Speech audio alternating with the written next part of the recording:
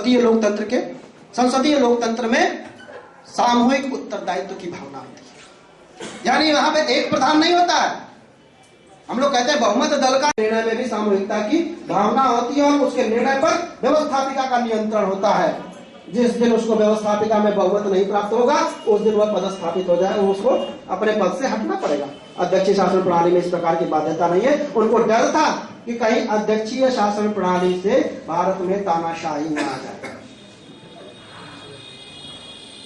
इसी संसदीय लोकतंत्र का समर्थन करने के कारण द्वितीय विश्व युद्ध में उन्होंने ब्रिटेन का समर्थन किया।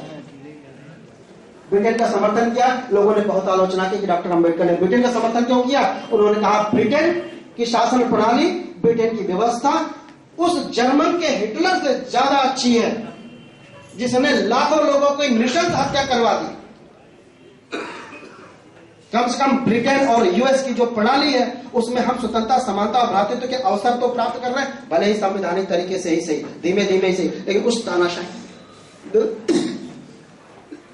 तानाशाही व्यवस्था से हटकर के मित्रों, बहुत चर्चा होती है कि डॉक्टर अंबेडकर ने आरक्षण की व्यवस्था की। काफी चर्चा होती है, पक्ष विपक्ष में बहुत सारे डिबेट कितने सालों से चर्चा चल रही है।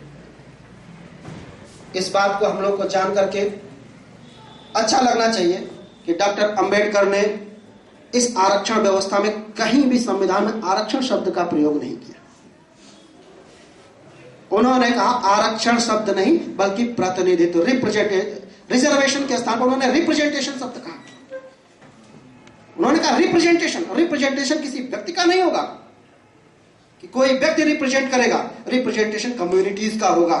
वो कम्युनिटीज जो पार्टिसिपेटरी एक्टिविटीज में अपने आप को समाहित नहीं कर पा रही, जो अपने आप को कॉमन रूप से समाहित नहीं कर पा रही, जिनकी समान सहभागिता नहीं है, उनको भाग लेने का अवसर प्राप्त होगा।